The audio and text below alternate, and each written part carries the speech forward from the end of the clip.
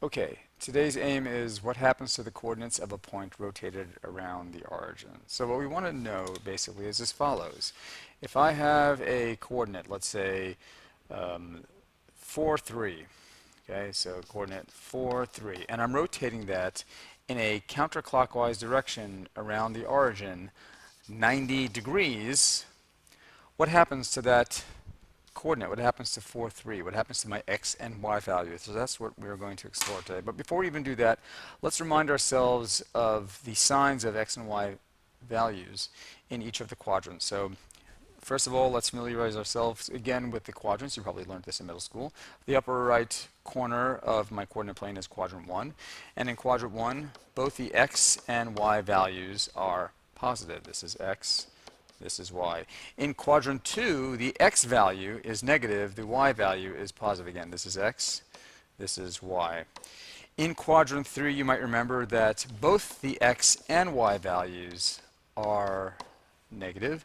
And in quadrant 4, the x value is positive, the y value is negative. This is something that is important to remember and will really help you understand what happens to coordinates as they are rotated from quadrants into different quadrants. First thing we want to do, make sure everyone remembers, is the direction of rotations. So clockwise rotation is always a negative rotation. So if they ask you to rotate around the point of origin by a negative amount, that means you are going in a clockwise direction. Conversely, if they ask you to rotate in a positive direction, that means you're going in a counterclockwise direction. It's somewhat counterintuitive, I understand, but just keep that in mind. Okay, so let's see what happens. So here is a triangle, ABC, with the coordinates. What we're going to do is we're going to rotate this 90 degrees counterclockwise. Okay, so this is a positive 90-degree direction, and here we are. So the coordinates are A prime is minus 3, 1, and let's see if I can, oh, there we go. Okay, so A prime is, I don't know why it's disappearing like that, but there. A prime is minus 3, 1, B prime is minus 5, 4, C prime is minus 1, 6. Let's see what happened. So 1, 3 over here became minus 3, 1. And if you take a look at what happened to B, B was 4, 5, B prime became minus 5, 4. And finally C was 6, 1, and it became minus 1, 6. Let's see what happens when I do another 90-degree rotation. In other words, I'm going to rotate 180 degrees from quadrant 1 into quadrant 3, which is the same thing as doing a 90-degree rotation from quadrant 2 into quadrant 3. So let's see what happened. So A prime became minus 1, minus 3. From minus 3, 1, it became minus 1, minus 3. What happened to B prime? B prime became B double prime. Minus 5, 4 became minus 4, minus 5. And finally, C prime,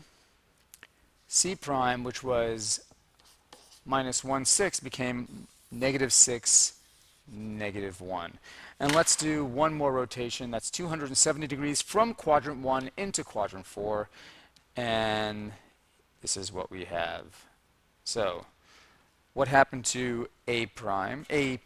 Let's say what happened to A double prime, minus 1, minus 3. Well, that became 3, negative 1. What happened to B double prime, minus 4, minus 5? Well, it became 5, negative 4. And finally, what happened to C double prime, namely negative 6, negative 1? Well, that became 1, minus 6. So there are two ways of thinking about this. One is an algebraic approach, and one is the coordinate plane approach. And this is how it works. When you are rotating in a counterclockwise direction, what you are doing is you're taking your xy value, and let's start off with A. So A was 1, 3. What you're doing is you're flipping the x and y values, and you're negating the old y value. Okay, so notice how 1, 3 flipped and became 3, 1. But what we did is we took the 3 and we negated it. So the 3 became a negative 3. Same thing with the b. So b was 4, 5. B was 4, 5 right over there. We took the x and y value. This is x, this is y. We flipped them to make them yx, but the old y value became negative. So it became a minus 5, comma 4.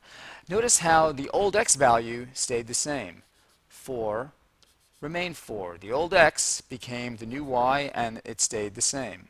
Same thing with c. Look at what happened with c. So I have minus 1, 6, right? So the coordinate that I started with was 6, 1. 6, 1 flipped, became 1, 6, and I negated the old y value, which was 1. So 1 became negative 1, and the x value stayed the same. Let's see what happens as I'm going from quadrant 2 to quadrant 3. Does that change hold? Let's see. I went from a prime to a double prime. So the old y value is 1. And the old y value is negated. Notice how the 1 became negative 1. The x value stayed the same. So I have negative 1, negative 3. Let's take a look at my rotation from quadrant 3 into quadrant 4. And let's start off with this a double prime. A double prime going to a triple prime. So minus 1, minus 3, or negative 1, negative 3. The old y value is negative 3. I'm going to negate the old y value. So when you negate a negative 3, it becomes positive 3. And you're going to keep the old x value the same. Negative 1 stays negative 1. So that's one way of looking at it. I have a different approach, so this is the algebraic method. The other method is a little easier. What I'm saying is as follows. Look at A. A is 1, 3. Every 90-degree rotation takes me from one quadrant into another quadrant, from one quadrant into another quadrant, from one quadrant into another. Every 90-degree rotation takes me from one quadrant into another quadrant. So 1, 3. My xy values flip. That goes without saying. That happens each and every 90-degree rotation. And that throws me into a different quadrant, and I have to ask myself, in that new quadrant, what are the signs of my coordinates? Remember, when you have your different quadrants, you have a different sign for x and y, and that's important because when I'm going from quadrant 1 into quadrant 2, my x value becomes negative, my y value stays positive. That's exactly what is happening. So when I go from quadrant 1 into quadrant 2, a, 1, 3 becomes 3, 1, but 3, my new x value, is negative in quadrant 2, and that's exactly what we have here. A is negative. The x value is negative in quadrant 2.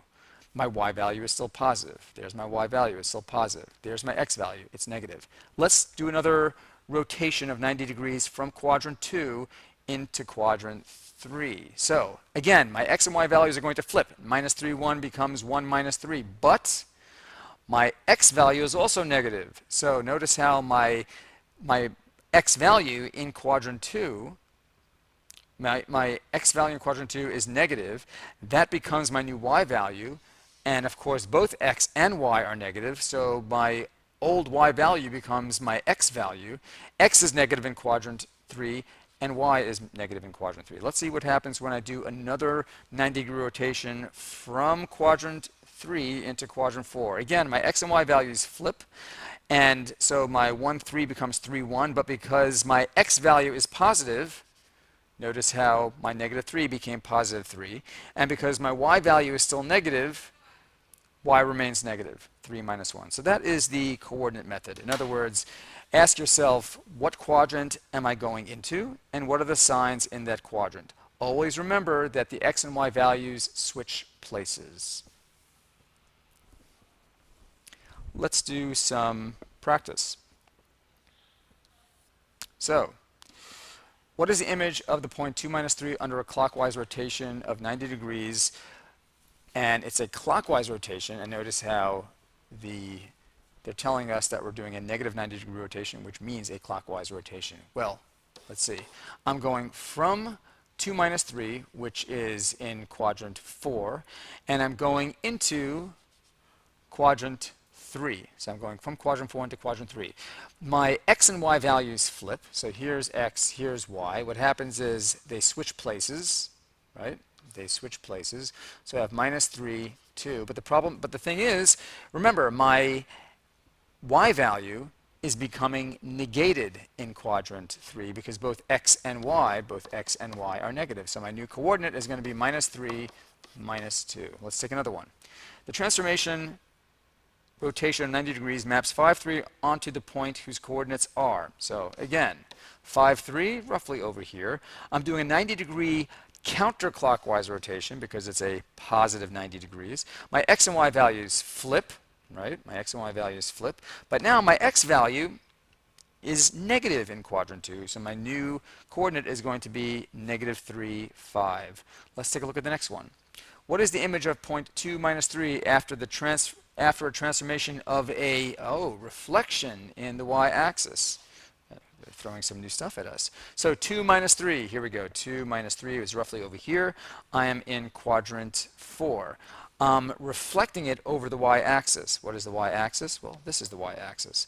So 2 minus 3 is reflected over the y-axis.